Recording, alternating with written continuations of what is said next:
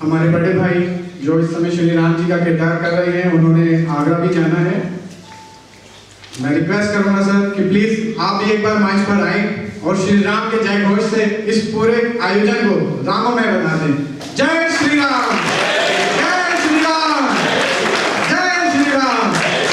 सौभाग्यशाली मानता हूँ कि मैं इस मंच पे आप सबके बीच खड़ा और इतनी दिग्गज हस्तियों के बावजूद भी आपने मुझे यहाँ पर आमंत्रित किया, ये मेरे लिए अनेक सौभाग्य की बात है और मैं गुंजन भाई का इस्तकबाल और धन्यवाद करना चाहता हूँ इस चीज़ के लिए। जैसे सबने बोला कि हमारी कंट्री में किसी एक फील्ड में ग्रोथ हो रही है, किसी दूसरी फील्ड में ग्रोथ हो रही है, मुझे लगता है होलिस्टिक ग्रोथ हो रही है। आज हम लोग अपनी गाड़ी से आगरा जाने का सपना, जैसे गुंजन भाई ने बोला, मैं कहा मैं 1.5 घंटे में पहुंच जाऊंगा, कभी हम लोग ये चीज़ सोच नहीं सकते थे। ऐसे ही देहरादून जाना, कानपुर जाना, लखनऊ जाना, कहीं पर भी जाना हो अगर आपको दिल्ली से, तो हमारा इंफ्रास्ट्रक्चर इतना अच्छा हो गया है, हमारी इंडस्ट्री इतनी अच्छी हो गई है, हमारा हॉस्पिटल की जो फैसिलिटीज़ हैं, हमारी जो पढ़ाई के जो इंस्टीट्यूट्स हैं, कितने एम्स खुले, कितने IITs खुल रहे हैं, कितने IIMs खुल रहे हैं। तो ये इसलिए नहीं खुल रहे हैं कि किसी को कोई प्रोपेगेंडा करना है, एक प्रोपेगेंडा वाली स्टेज जा चुकी है। मुझे लगा संतों की जो स्टेज होती है वो प्रोपेगेंडा से बहुत ज़्यादा सर्वोपरि और बहुत ज़्यादा दूर और बहुत ज़्यादा सीन होती है। सो आज की तारीख में जो हमारी कंट्री में ग्रोथ हो रही है, ये एक प्रोपेगेंडा ग्रोथ नहीं है, ये एक जेन्युइन ग्रोथ है जो पिछले 70-80 साल से होनी चाहिए थी।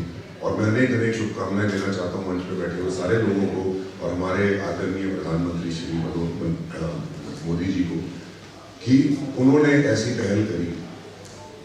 जैसे उन्होंने मेरा इंट्रोडक्शन दिया, जी हाँ, मैं प्रभु श्री राम की भूमिका निभाने वाला एक बहुत छोटा सा कलाकार हूँ और पिछले 5 वर्षों से मैं अयोध्या की नगरी अयोध्या जी में प्रभु श्री राम की भूमिका निभाता हूँ। ये हम लोग दशहरा के समय करते हैं और अयोध्या की रामायण के नाम से प्रसिद्ध है ये, और विश्व भर में कोई 36 करोड़ लोग इस रामायण को देखते हैं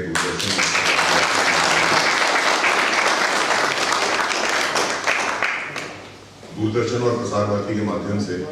36 करोड़ लोगों ने पिछले साल इस रामायण का सीधा प्रसारण देखा, उससे पहले 22 करोड़, उससे पहले 17 करोड़। तो ये जो आंकड़ा है बढ़ता ही चला जा रहा है। माननीय योगी जी के परमिशन की वजह से हमें कोरोना काल में इस रामायण को मंचित करने का मौका दिया और हमने अयोध्या की नगरी में लक्ष्मण किला से, जो बहुत ही एक पावन जगह है, वहाँ से हमने इस कार्यक्रम का शुरुआत और शिलान्यास हमने किया। वहाँ के जो भी सरकारी तत्व हैं उन्होंने हमें बहुत सपोर्ट किया और आज ये विश्व की सबसे बड़ी रामलीला के नाम से प्रसिद्ध है और इसको सितारों की रामलीला कहा जाता है बिकॉज इसमें मोर देन 50 सेलिब्रिटीज हैं जो बॉलीवुड की इंडस्ट्री से ताल्लुक रखती है।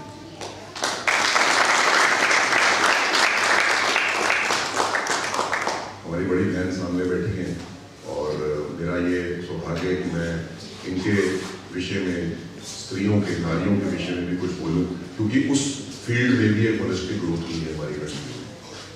तो मैंने कुछ लाइनें लिखी हैं, अगर आप लोगों की परमिशन हो तो मैं आप लोगों को सुनाना चाहता हूँ। ये हमारा एक नया नाटक तैयार हुआ है जिसका नाम है हमारे राम। ये 25 तारीख से 4 तारीख तक, 25 जनवरी से 4 फरवरी तक मंचित होगा दिल्ली के कमानी सभागार में, और मैं आप सबको आमंत्रित करता हूँ कि आप लोग आएँ और मेरे को प्रभु श्री राम की किरदार में भी देखें। 19 तारीख को मैं अयोध्या जी जा रहा हूँ, वहाँ पर भी हम 5 दिन की लीला मंदिर के प्रांगण में कर रहे हैं और मोदी जी और योगी जी के सामने हम इसको करने का प्रयास कर रहे हैं पहली बार। और नर्वस तो हैं, लेकिन ये हमारे लिए बहुत ही खुशकिस्मती है हमारी कि हम वहाँ पर हैं इस समय। जब हमने इस लीला की शुरुआत करी थी 2020 में, हमें नहीं पता था कि माननीय सुप्रीम कोर्ट इतनी जल्दी इसका फैसला दे देगा। आज ये फैसला भी हुआ इसी 4 वर्षों के दौरान और उसके बाद मंदिर का जो शिलान्यास हुआ और उसके बाद मंदिर आज आपके सामने खड़ा है। सो आपका ज़्यादा समय ना लेते हुए मैं कुछ पंक्तियाँ जो मैंने लिखी हैं प्रभु की सेवा में मैं अर्पित करता हूँ, और ये नारियों के लिए स्पेशली जो प्रभु की सोच है मैं उसको दर्शाने की थोड़ी सी चेष्टा कर रहा हूँ। तो जब सीता स्वयंवर होता है तो प्रभु श्री राम सीता माता के साथ विवाह के अटूट बंधन में बंध जाते हैं और वो समय बोलते हैं नारियों का सम्मान करते हुए, जो धर्म सनातन का पथ है उस मार्ग चरण धरते हैं हम, धर्मानुसार एक दूसरे का सब सुनो, वर्ण करते हैं। हे सीता, मैं सूर्यवंश और रघुकुल की मर्यादा का संवाहक हूं। मैं पिछली परंपराओं में जो उचित उन्हीं का दाहक हूं। गौ विप्र, धर्म और न्याय हेतु संकल्प हृदय में धरता हूं। मैं दशरथ नंदन राम आज ये सत्य प्रतिज्ञा करता हूं। हर कुल में आज तलक बहुपत्नी प्रथा चली आई। अर्धांगिनी कहलाने वाली नारी पूर्ण सम्मान नहीं पाई। इस बिगड़ी हुई व्यवस्था को हे सीते आज सुधारूंगा। मैं अपनी अंतिम सांसों तक एक पत्नी व्रत ही धारूंगा। हर धर्म कर्म में उत्सव में नर के समान अधिकारी है। नारी भोग्या है नहीं, पुरुष की शक्ति स्वरूपा नारी है प्रकृति पुरुष, नर और नारी दोनों में तनिक न दूरी है। दोनों के बिना ब्रह्मा जी की ये सारी सृष्टि अधूरी है। नारी सौभाग्य पुरुष का है, ये वस्तु नहीं है, जीवन है। माता, सहोदरा, पुत्री, पत्नी, यही जीवन का धन है। स्त्री के स्वाभिमान पर ही कुछ पुरुषों का कुटिल वार क्यों है? नारी को अपमानित करता पुरुषोचित अहंकार क्यों है? 10 नारी रखे पुरुष तो मान बहुत बढ़ जाता है, पर पुरुष देख भी ले नारी तो पारा क्यों चढ़ जाता है? संबंधों की इस धारा में सबको समान बहना होगा। पतिव्रता चाहने वालों को पत्नी व्रत में रहना होगा। ये बात आज की द्वापर क्या कलयुग तक चलती जाएगी। मर्यादा में यदि पुरुष रहेगा, नारी निज धर्म निभाएगी।